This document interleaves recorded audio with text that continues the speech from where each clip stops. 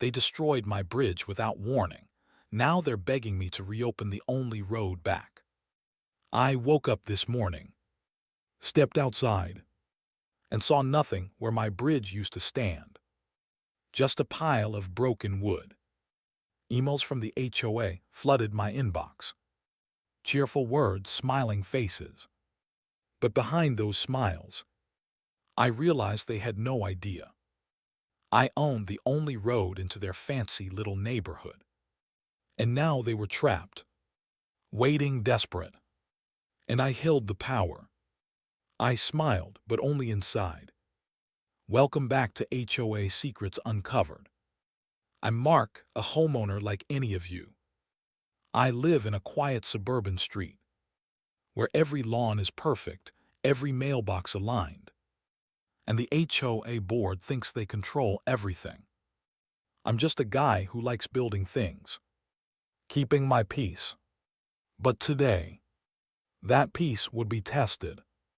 This story isn't just about a bridge. It's about power, petty revenge, and a neighborhood that thinks it rules the world. They destroyed my bridge without warning. Now they're begging me to reopen the only road back.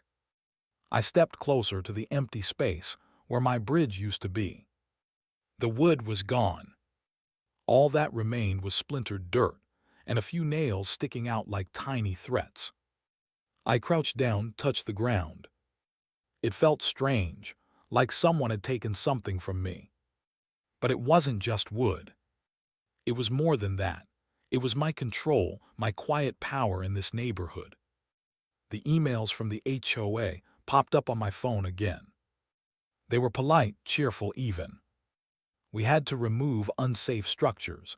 Thank you for your cooperation. Cooperation. As if I had asked for any of this. I laughed quietly, because the irony wasn't lost on me. They thought they were in charge. But they had no idea. I walked around my yard. Not a single neighbor in sight. It was early, the street was quiet. Too quiet. I could hear the wind whisper through the trees. And in that silence, I realized something important. The bridge I had built, the bridge they destroyed. It was the only road into their little cul-de-sac. Every delivery truck, every visitor, every kid walking to school. They all needed that bridge. I remembered when I built it. It wasn't a big deal at first, just a small wooden bridge over the creek. But over the years, it became more than that. It became my connection to the neighborhood. A quiet way to help friends.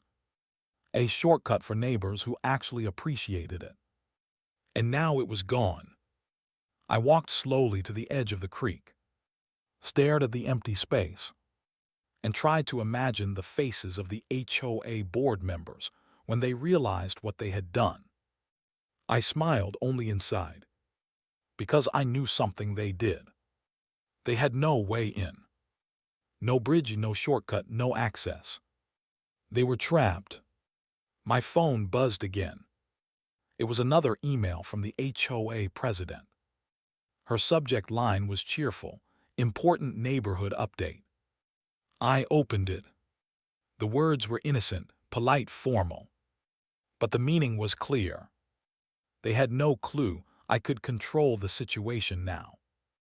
I thought about walking over to the street where their fancy houses stood, imagining their shocked faces. Some of them probably woke up thinking their day would be normal. But today, everything depended on me.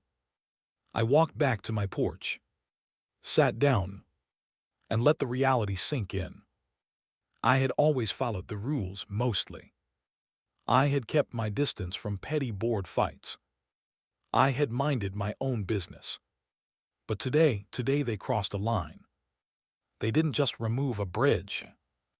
They underestimated me. I remembered the small victories I had seen in this neighborhood. The tiny fights over mailbox heights. The angry letters about lawn colors. The passive-aggressive notes slid under doors. I had watched it all, laughed quietly. And now I had my chance. I wondered how they were reacting. Were they panicking yet? Did they know their cars couldn't get through? Their packages would be delayed. Their friends would be stuck outside the cul-de-sac. I leaned back, sipped my coffee. The sun started rising. The neighborhood slowly came alive. I could hear the sound of a dog barking, the hum of a distant lawnmower, and in the middle of it all, I held the power. It felt strange, a little exciting, and maybe a little dangerous, because I had no plan yet. I just knew I could make them realize they didn't control everything here. I thought about the board members, the president, the petty rules, the fines they loved to send. They had been laughing at me for years, thinking I was quiet, harmless, invisible. And now, everything had changed. I could almost see them packing in their living rooms, checking their phones, wondering why their morning was suddenly ruined. I smiled again, but quietly, because patience would make this even sweeter. And then a question came to my mind. What if I didn't just stop at the bridge? What if I followed every tiny rule, every little demand? Would they finally collapse under their own rules? Would the neighborhood they thought they owned crumble in their hands? I leaned forward, imagining it. The emails, the threats, the desperation. It made my chest tighten. With excitement, with mischief, with something darkly satisfying. I stood up, looked over the empty creek, and asked myself, would I let them through? Or would I watch them struggle? Would I give them a taste of their own medicine? And that's when I realized this was only the beginning. I looked around my yard. The creek below me was calm, but in my mind, everything was far from calm. I could hear faint voices in the distance. Neighbors walking, cars starting, children laughing. Everything seemed normal, but I knew the bridge had changed everything. I started walking down the street. The houses all looked the same: neat lawns, white fences, pastel colors. Flowers perfectly trimmed, bushes aligned like soldiers. Everything was too perfect, as if the whole street was waiting for something to happen.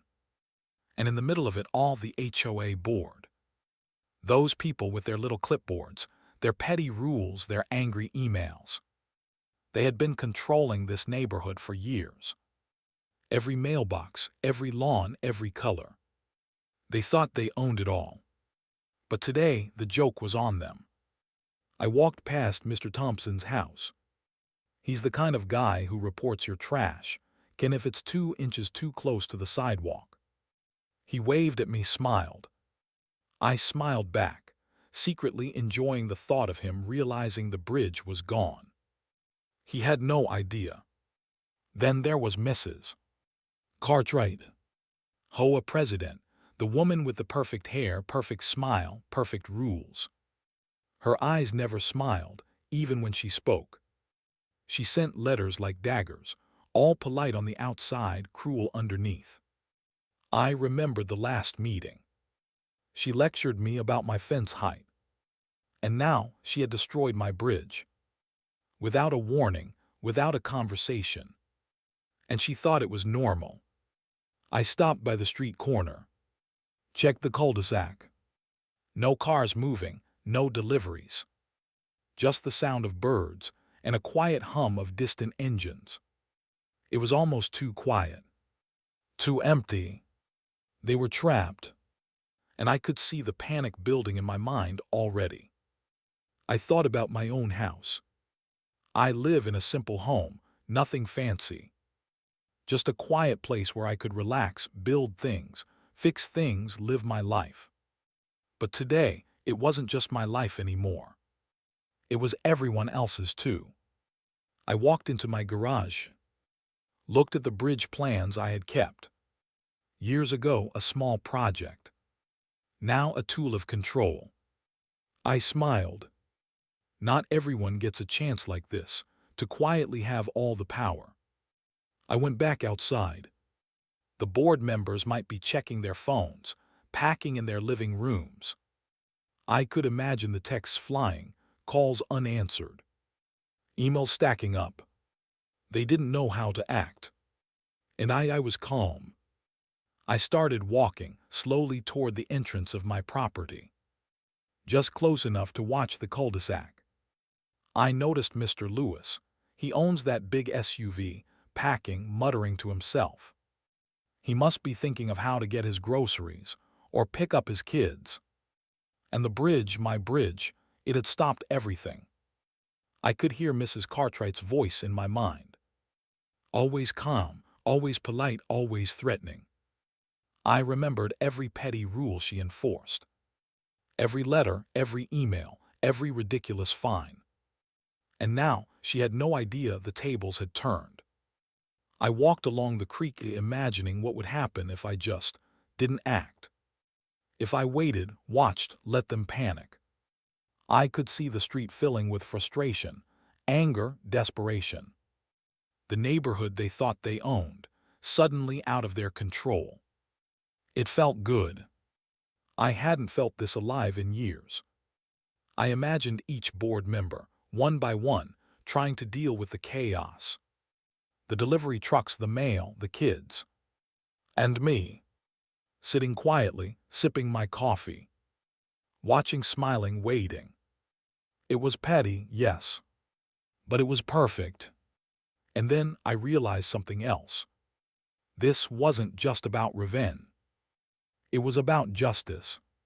For years, they had made life miserable for anyone who didn't follow every tiny rule. For years, they had thought they could control everyone. Now, they had to live a day in my world. A day without the bridge. Without the shortcut. Without any way in. I leaned against the fence thinking. Would they beg politely, or would they start panicking? Would they send more emails, more threats? Would the neighbors notice, or would they quietly enjoy the chaos too? I could feel the tension rising, like a storm building in the distance. And I wondered, how far should I take this? Should I watch them squirm, or should I start planning something bigger? I looked at the creek, at the empty space, at the quiet street. And then I heard a noise. A faint engine, a car trying to turn around. They were discovering the consequences of their actions. And I couldn't help but feel a thrill. The sun was higher now, the street busier. I could see little signs of panic already. Neighbors peeking out, delivery people confused. All because of a single bridge. A bridge they thought they owned. But I own more than that. I started imagining what I could do next. Follow every HOA rule, but twist it, use it, turn it into my advantage. The board had no idea what they had unleashed. And I could finally show them what happens when someone quietly takes control. I leaned back, looked around my street, and asked myself, and now I ask you. I woke up to the sound of tires crunching on gravel. The first delivery truck of the morning, stuck. I peeked through my blinds. The driver was packing, muttering, phone in hand, trying to figure out what to do. It made me smile quietly. This was only the beginning. I stepped outside, coffee in hand. The sun was just rising higher now. I could see neighbors starting to peek from behind curtains. The street was alive with tension. But the bridge, my bridge, was still gone. And the board, the board. They had no idea how serious this had become.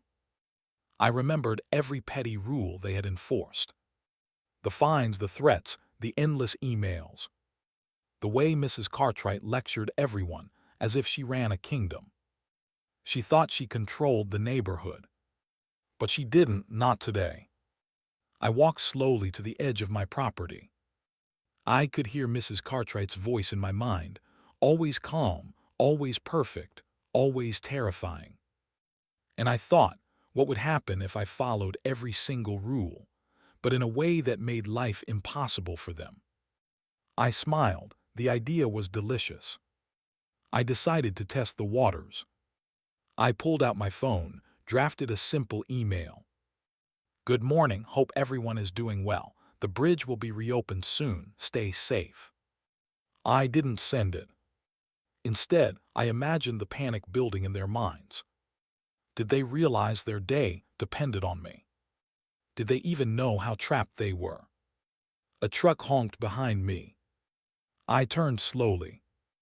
Mr. Lewis, his big SUV, stuck at the edge of the creek. He waved angrily, but there was nothing he could do.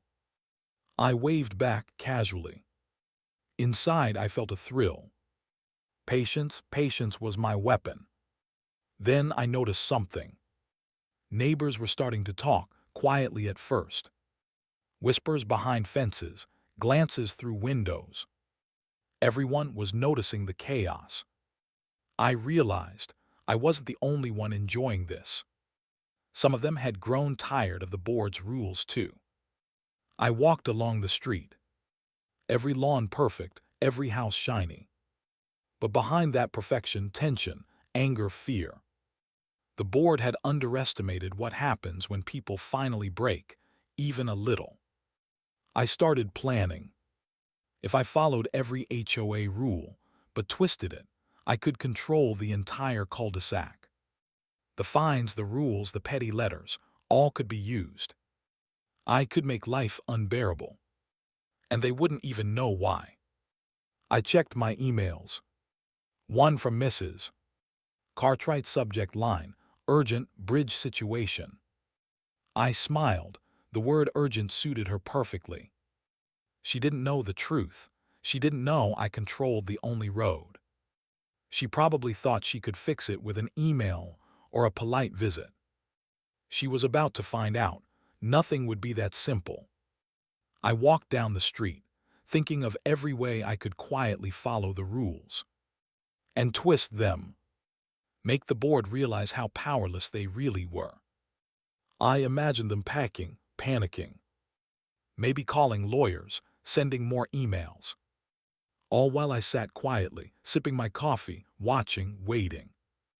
I heard another car approaching. Another neighbor trapped, honking, trying to turn around.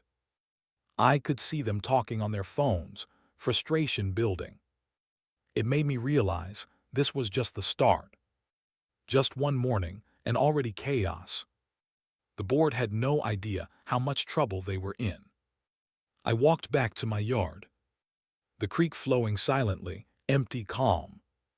And I thought, what if I didn't just stop here? What if I turned every small rule into a trap for them? Would they finally see who really controlled the neighborhood? The more I thought, the more excitement grew. The bridge wasn't just wood and nails. It was power, control, revenge in the quietest way possible. And I could see it, the panic, the desperation. All building slowly, perfectly. I remembered Mr. Thompson, the man who measures trash cans, who reports a crooked mailbox. I imagined him trying to deal with deliveries now. And I smiled quietly. Every small HOA rule, every petty enforcement, all of it could be turned. And they wouldn't even know why they were failing. I sat back on my porch watching the street. I thought about the emails I could send, the fines I could enforce. All according to the rules, all completely legal. And still chaos would reign. The tension was growing. The street was alive with confusion. And I realized I had the upper hand. The board had no clue. Not yet. And maybe they never would. I looked at the empty creek, the missing bridge. I looked at the cul-de-sac. And asked myself, and now I ask you. The morning sun was higher now. The street was slowly filling with noise. Horns honking, kids shouting, neighbors arguing quietly.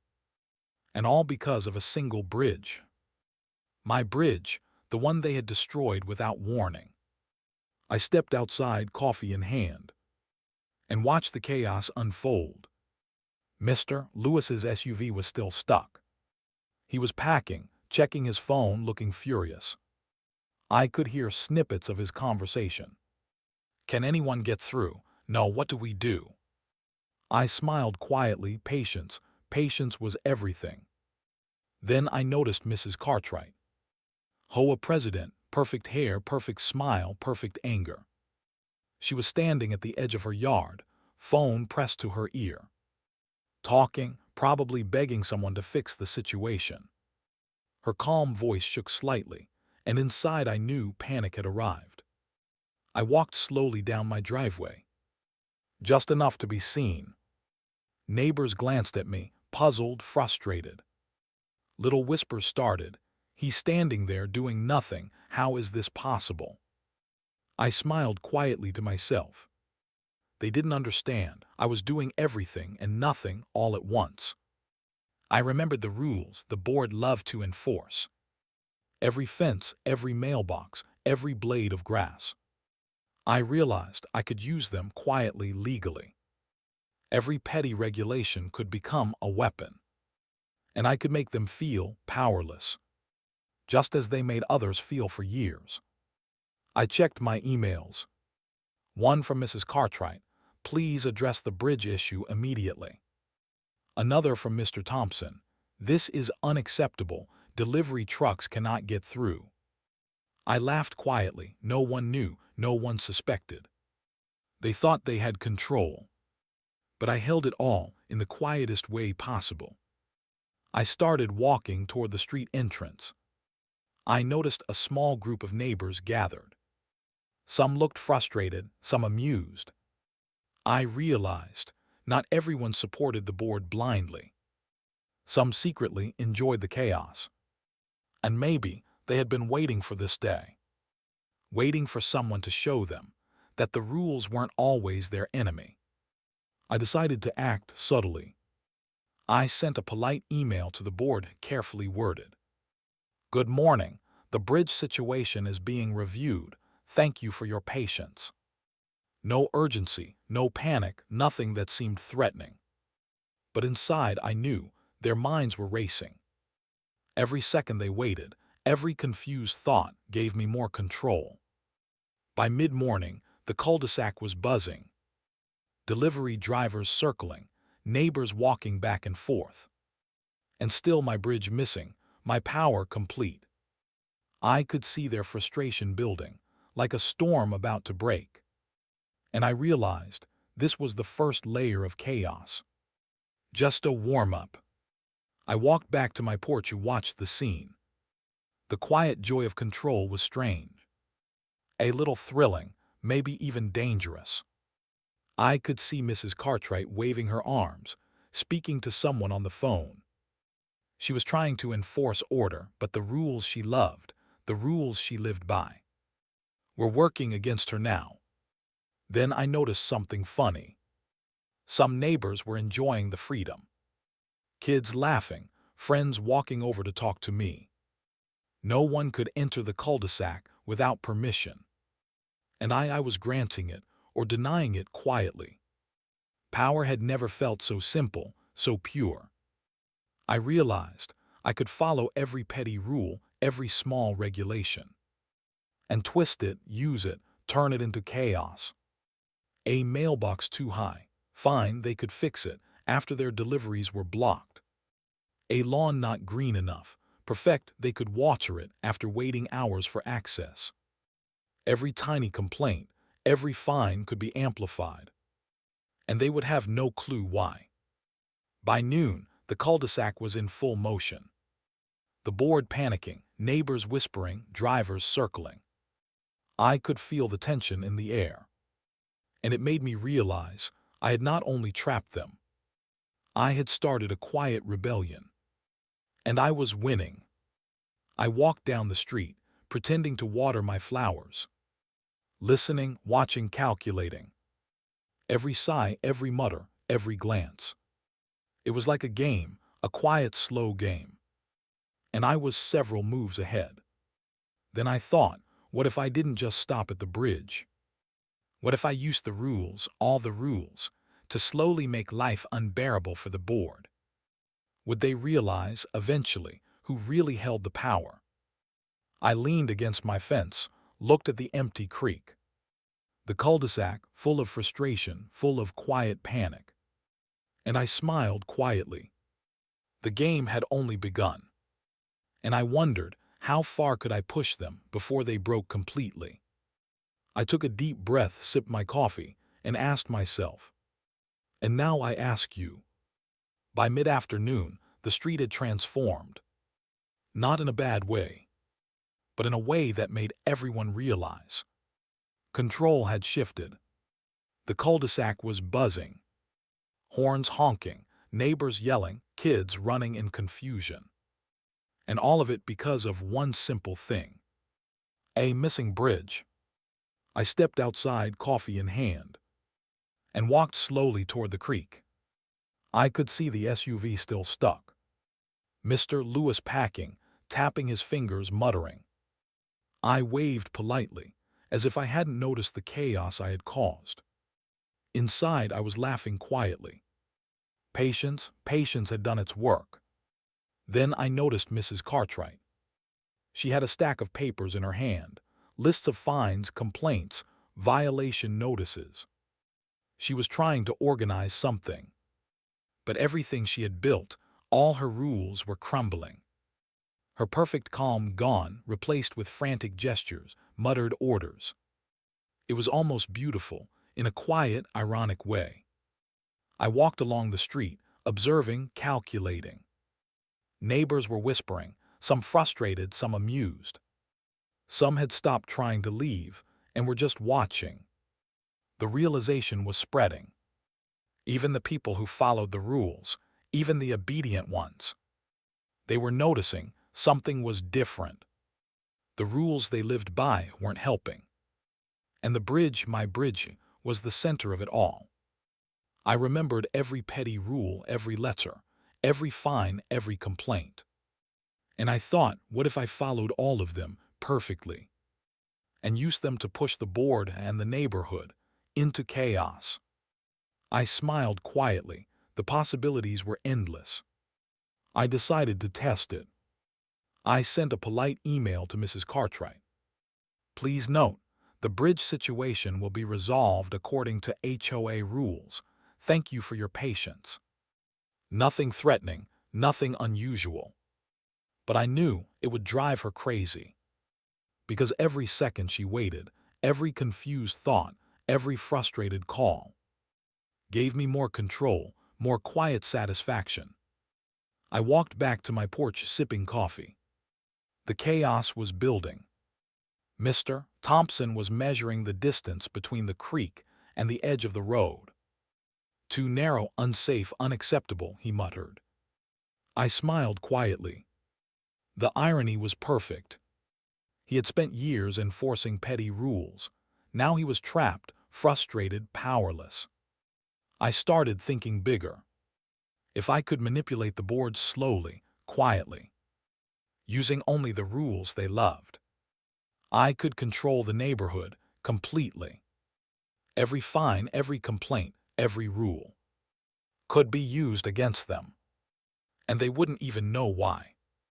By late afternoon, the tension was at its peak. The street was full of frustrated neighbors, honking, shouting, kids confused, deliveries delayed.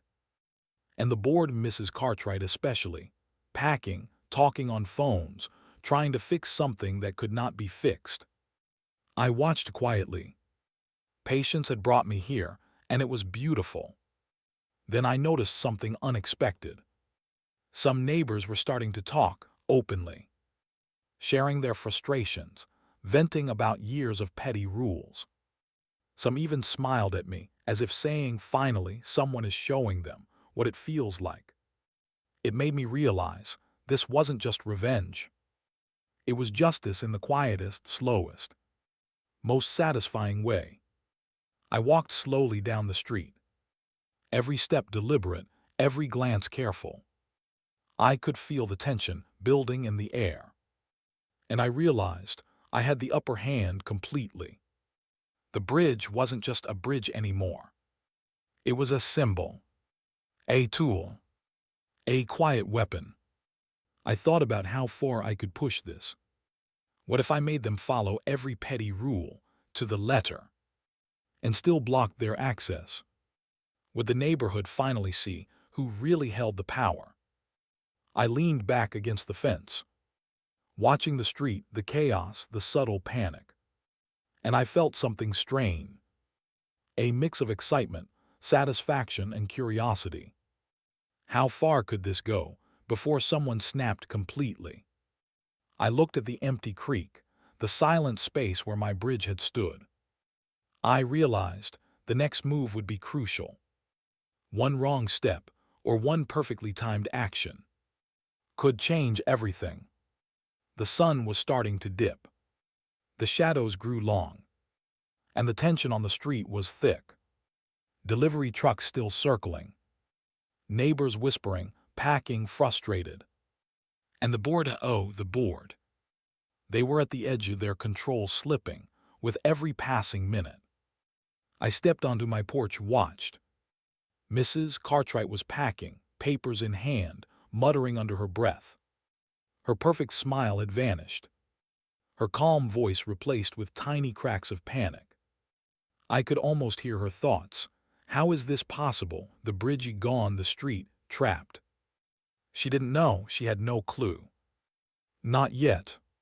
I remembered the rules she enforced so strictly. The rules she lived by. Every fine, every complaint, every petty letter. I realized I could use them, all of them. And I could make her realize, without saying a single word, who really controlled the neighborhood.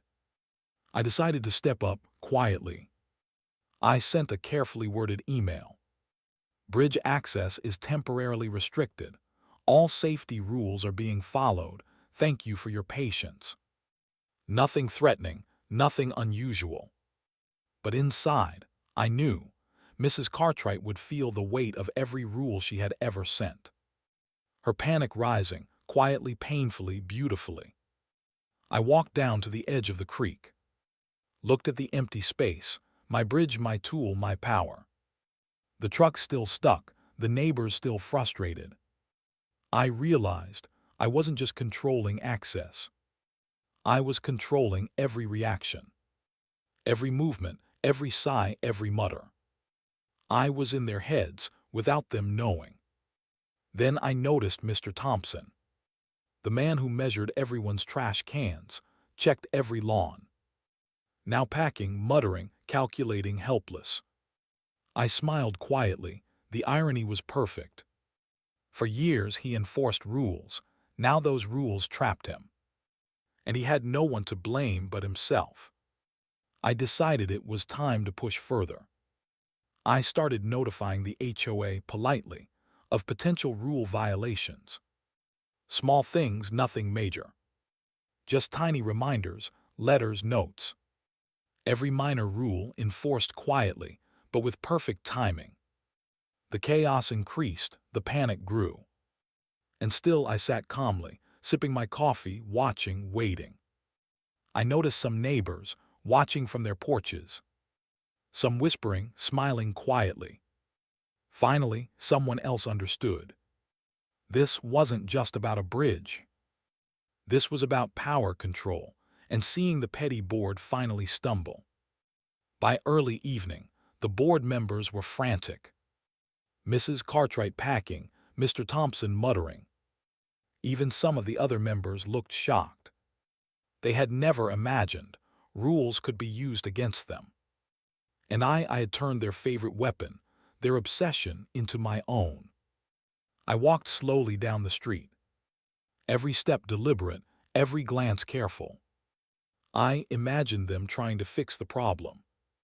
Deliveries, kids, neighbors, all needing access. And I still controlled the flow. They had no idea, no clue. The tables had turned completely. Then I thought the real beauty was not just trapping them.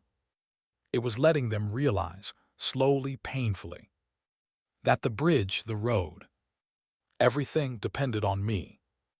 I looked at the empty space and felt a strange mix of excitement, satisfaction, and quiet pride.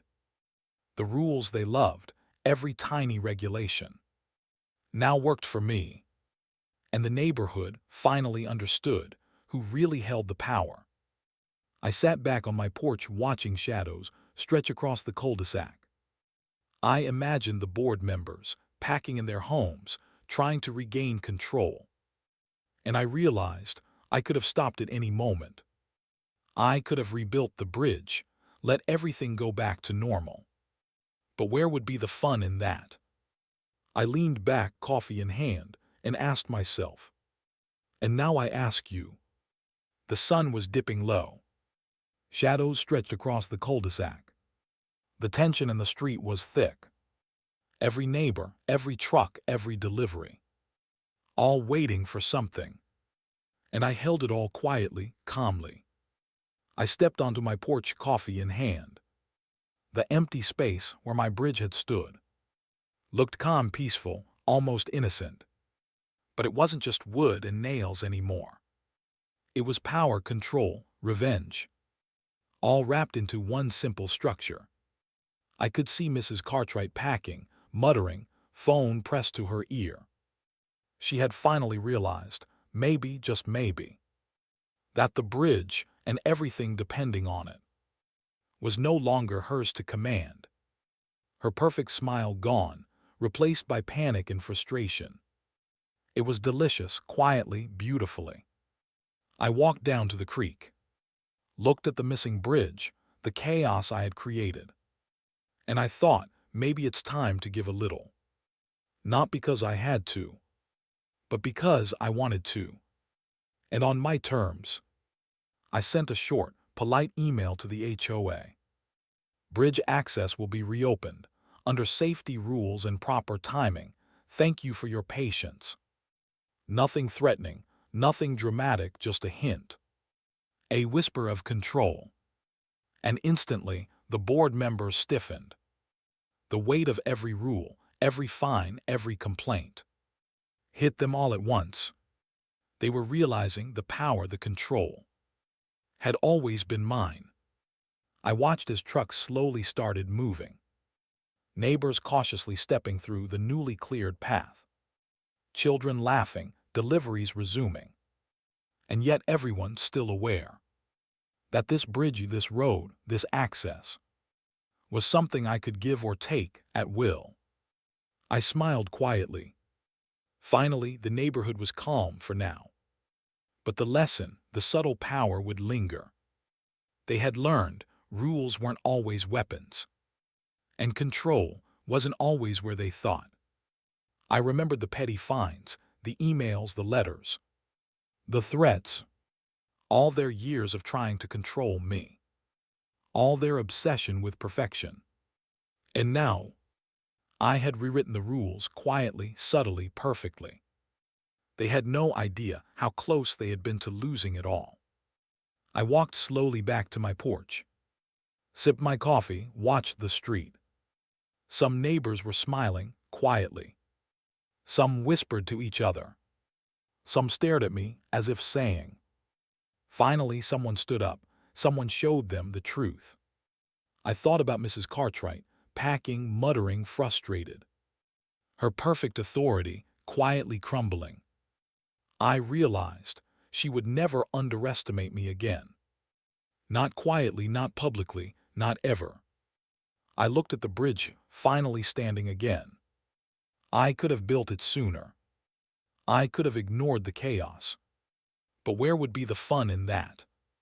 Control, patience, timing, it was all part of the game. And I had won, quietly, completely, perfectly. As the sun sank, the shadows grew. The street calm, the board defeated. I leaned back, took a deep breath, and thought the power, the quiet revenge, was satisfying, maybe more than I expected. And then I asked myself, and now I ask you, if you held the power to control a neighborhood, would you forgive quietly or keep the rules as a reminder of who really had control and who learned the hard way?